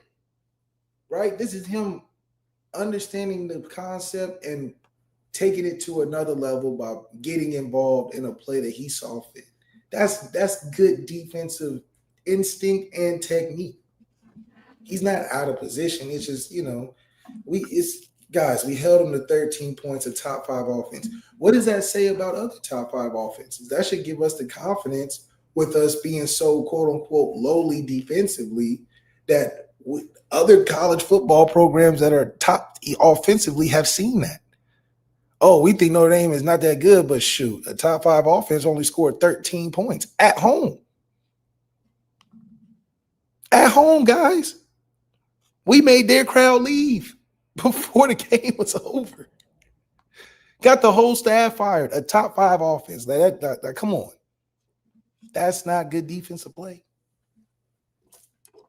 Man, look, I'm telling you, the signs are there, Notre Dame fans. The signs are there. The signs are there. So, of course, Taylor Green gets the big run down the sideline, takes it to the Notre Dame 22. That was just a blown assignment. Yep. Just a flat out blown. I believe they would have got off. If Botello makes that stop, that's back-to-back 3 and outs. Back to back. For that defense. Back-to-back. And all you back need to back. consecutive. Back-to-back. And this is what I'm talking about. Yes, they were this close. This defense was this close to really being so much better. The signs are there that they're starting to round into shape. The signs are there. But this play right here, they get to the 22. Man, Gabriel Rubio and Jason Onye on this play, this is beautiful. Beautiful. Look at it. They read the screen.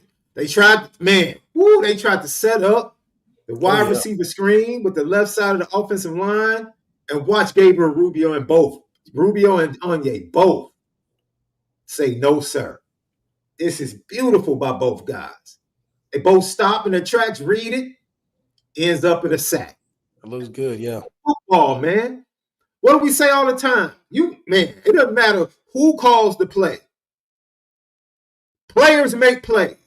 And right now, what's happening that wasn't happening is that the Notre Dame players are making plays inside of the play call. Whatever the play call is, their job is to go make plays. Even if you don't like the play call, go make a play. This right here, if Rubio and Onye don't read it, it's set up beautifully, left. It's set up beautifully. But that's just 2 guys on the interior of the defensive line smelling it out. Just flat out like, there's no way they're letting us get this free. And stop it in their tracks. That's beautiful football, man. That's beautiful football. That's beautiful football. That's progress. Yeah. That's what you didn't see in the first 2 games. I'll tell you that.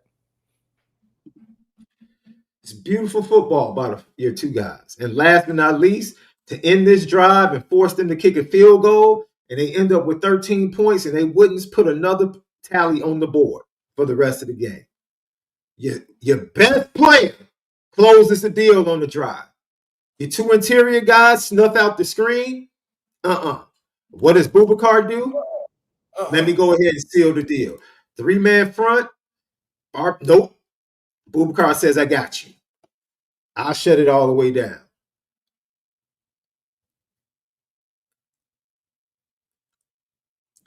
Boubacar plays the running back. Look, he plays the running back, left, and tackles the quarterback. That's what you need. You need your best players to make play. Be special. That's what these Notre Dame players are finally doing. The best players are finally showing up and being special. That's it. If they continue to do this, this defense is going to be okay. They're going to be all right. I need to run that back, left. So they got 3-man front. Quarterback tip, where he went wrong, the quarterback, is this play requires you to have 2 shuffles. What do you mean by that? The read requires 2 shuffles, not 1. And this is where and quarterback matters. And why it matters is because you can get away with 1 against bad teams. This is where you take the next step if you're a good college quarterback. So in this same scenario, if the quarterback takes 2 shuffles, now, but Boubacar can't just sit there. The second shuffle will take him on Boubacar's outside shoulder. And then the quarterback and running back still have the ball. So now it's a strain on Boubacar. You do 1 shuffle, you're still inside of him. And now it makes it hard to read as a give or pull because he can play both. This is why details matter. So he needs a 2 shuffle in this to 1, make Boubacar move, and 2, to get a better read. He didn't do that, and Boubacar, being a good defensive end, knows that a 1 shuffle he eat up all day because he's athletic. He can make that play. 2 shuffles, okay, he first round pick, but but that's just the differences between plays. And there you go. He's too athletic, like you said. If you don't give him both shuffles, he's too athletic not to be able to cover both the running back and the quarterback. And he shuts down the drive. They end up making a field goal. 28-13. It's 42-13 going to halftime. And the rest is history. And Notre Dame really could have scored 70 on Saturday. Could have scored 70. We got. It's so funny because Kenny went up there and was trying to score. They said, "Whoa, we got to can't give you no passes because you're gonna take them down the field. You got to go heavy set, take all the receivers out. You got to run that ball straight." And the thing I do like is that the running back room, even in quote unquote garbage time, Jabron Payne, Aeneas, and Nolan was running their butt off. And that's, like you said, a hint to the future as to why the running back room is going to be good, even with the two guys moving on, which shows that the running back room is still healthy. Guys honestly look like they still believe in what's going on, even though all of them has taken considerably less reps. It's the true embodiment of when you get in, you got to show out. And I love that because now for recruits looking at it, they're like, dang, even in quote unquote garbage time, we better still be on our horse for that running back room.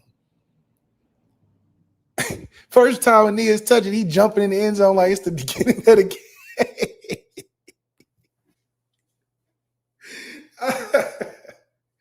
So that's how thirsty guys are to really be successful in this team and how hard it is to really be a full-time starter.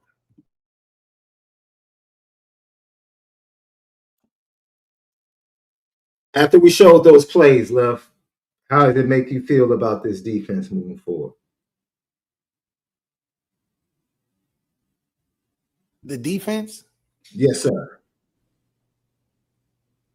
I think we're only going to get better. If we're holding a top 5 offense to 13 points, it doesn't look good for the rest of the schedule defensively. And I hope with that, we find our new X factor players in the secondary and the linebackers get better and become more dominant.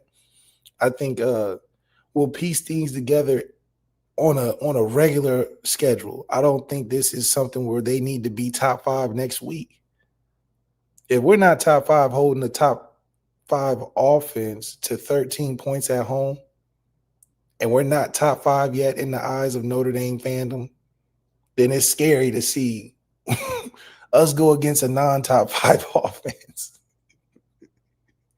and still not be considered top 5, right? So if we go in this next week with Boise State and you know, I think it just bodes well to think good for Notre Dame. Buy the stock.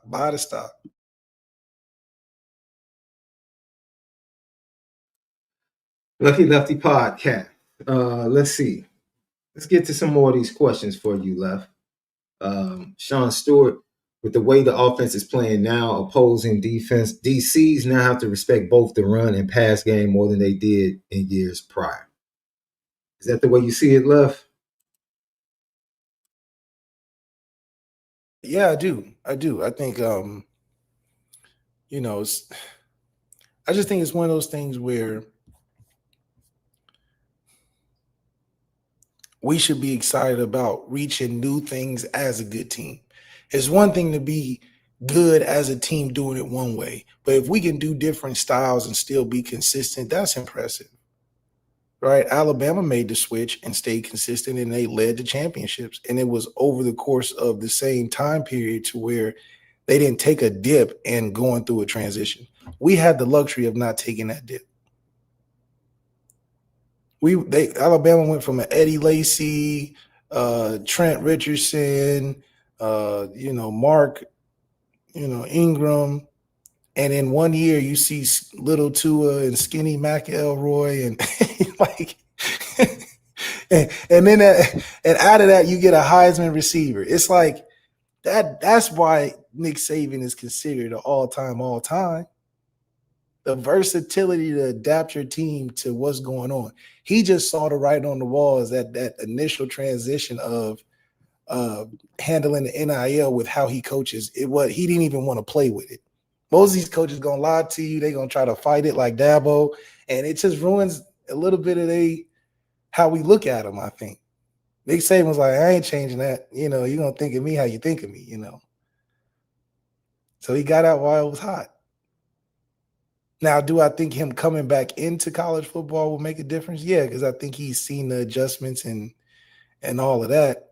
But look at Bill Belichick. I mean, winning in college football is not easy. And he's considered one of the greatest NFL coaches, and North Carolina is trash. North Carolina is gone. And it's funny, I really was hoping. Now, they played a good team at TCU, but I was really hoping that they'll, show some of that NFL prowess.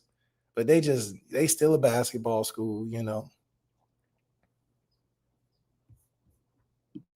I rock with that, Left. Let's get to the GTB side by side. How does CJ and Clausen compare to each other, Left? I don't know. CJ's played 4 games. I am reserving all comparisons. I think the man got talent, and he feels and fits into what we desperately needed offensively. Like, it's the difference of being thirsty as opposed to you just staying hydrated. We were thirsty for a quarterback to just be adequate enough in the passing game, let alone be good like CJ, right? Even though we had CJ and Kenny, who are both adequate at passing on the team for a couple years now. But we finally came around, started trusting things. But I think the coaching is better for CJ. In terms of the fit, I think we're more talented around CJ than Jimmy. I think Jimmy had like 1 or 2 pieces. I mean, they were good, but I mean, come on. Jimmy didn't have a Jeremiah Love and Jadarian Price just sitting in the wings. You know what I mean? Like, that's just different. He had the skill position outside. He had two pretty good, not pretty good, 2 darn good wide receivers and a tight end. But that shows you why running game is just so important for makes it easier in the passing game. It does. If Jimmy had Jeremiah Love and Jadarian Price, we wouldn't hear the end of it. Because how you defend that? It's hard enough to defend 2 good receivers and a good quarterback. You throw in a first-round running back, sheesh. That's the Reggie Bush, Matt Leinart, sort of speak situation they had, right? You had Reggie Bush and Lindell White. Matt Leinart was just going to suck up awards because of that. You know what I mean? Because of that.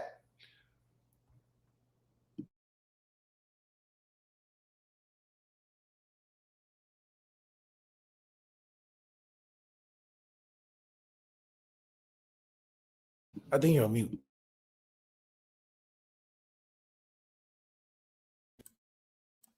Am I still on mute, Left? I'm sorry. There you go. Okay, I'm good. All right. One more GTB from Brian Hatton. Will Lincoln Riley lose his job if he loses to Notre Dame again? Or will they kill the rivalry first?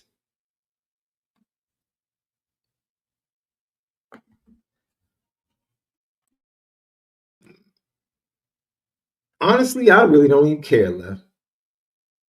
I don't necessarily care. You have to understand. I just watched Illinois beat USC, so yeah, Illinois good team though. We're not about to act like they beat them as an underdog. I think they very, very competitive in that space.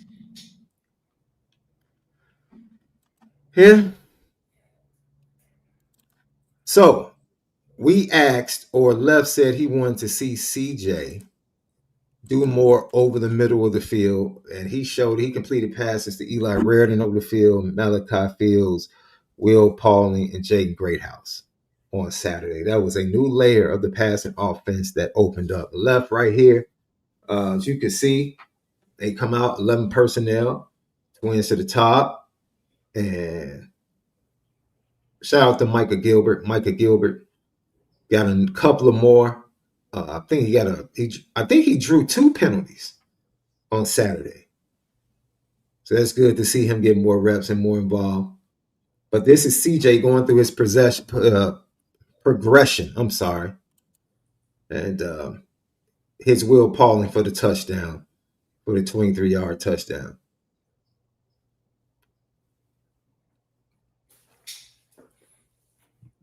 Yep. That's, I mean, come on, that's all day, guys. Yeah, yeah, it doesn't get any easier than that. That's I mean, come on, SD, me and you can hit that one. I don't know if my arm could. My arm might be able to do it still. You have the opportunity to loft it in there. It wasn't nobody in the screen. Yeah, You could tell CJ knew it was wide open because he choked it and had him like just catch it and stop because it was so wide open. You don't want to lead him and overthrow him and all that. You know what I mean? So he even had to pull back because he's like, oh, that's too open. Yeah, it's too open. But for us to even have that available just shows the team we're going against isn't good, man. It's just not good. But a highlight is CJ's poise in the pocket to not give away the throw too early. He went through his footwork. That's good technique, good poise, tall and strong in the pocket, on time. Those are things you love that CJ is going to be consistent on because that's his game. You know, that's why he makes other players better when he has good players. Because if they do their job, he's going to do his job. That's CJ Carr. If he's going to do his job more times than not, if the other guys do their job, it's going to look fantastic. That's why we love CJ Carr.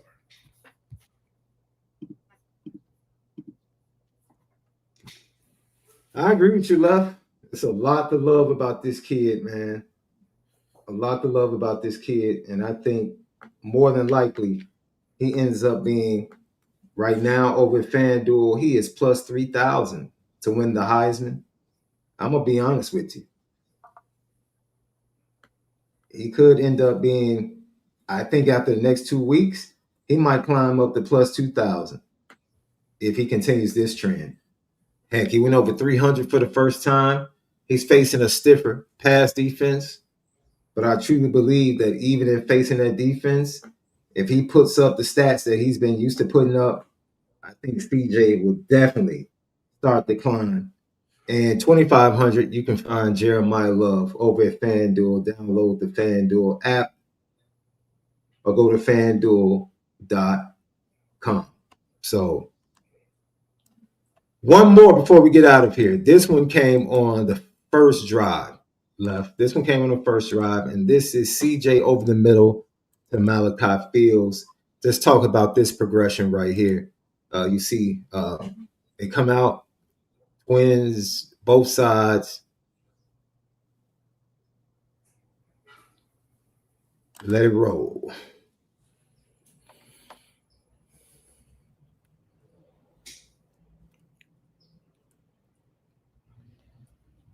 Okay.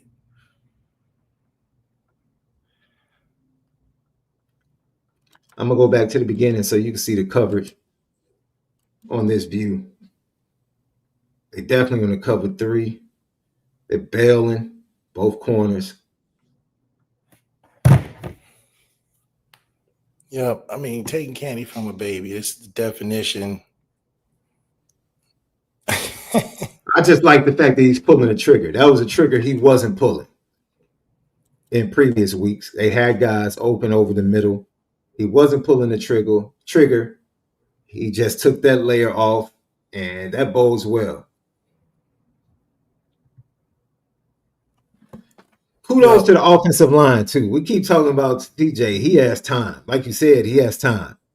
He's poised, but he has time. Love how CJ's just sitting in there, you know, and you can't, and that's another one of the unique abilities I talked about was the fact that it's awesome to see that his maturity is coming through his poise, right? Most guys have to start with running out of the pocket and have to get calmer and more poised as they get older. He's got the poise now, so he's working ahead of the curve. And because he has that poise, you can see he really is reading the defense. And as a young quarterback, for him to be able to do that at a high level does make him elite. My only concern with CJ is, can he do that when we're playing for all the marbles? But that's my expectation for the Notre Dame quarterback room. It's easy to play good when everybody good. Left, can you say it one more time for like the detractors? You said that makes CJ what? What was the E word? The word that Elite. started with E? Elite. Say it again. Okay. So people can stop these lies.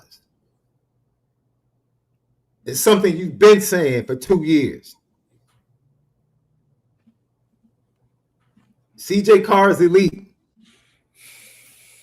Now that we said that, do we have permission to actually critique his game? Actually talk about how he could grow and get better and the things he needs to do? Last week we talked about him needing to start pulling the trigger on throws over the middle. The same thing we just saw him do is something he didn't do against Purdue a couple of times with Jordan Faison late, came open over the middle. This week, he took that step. He did that.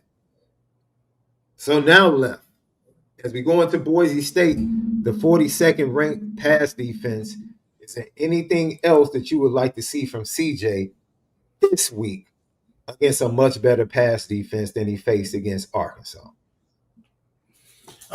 Just consistency. I would like him to develop that short to intermediate game. Not everything's got to be a bomb, even though he has the players and ability to have a high consistency at it. I just think when games are a little closer, that sort of mentality can be dangerous because it's not needed to win the game. You know what I mean? Like, we didn't need to necessarily take a shot on 3rd and 2 when we just needed the first down to keep the drive alive. So that's just one of those little things that I don't think he's necessarily needing to or being forced to learn right now, because he can. I mean, we did whatever we wanted on offense. We threw a swing pass to Jadarian Price.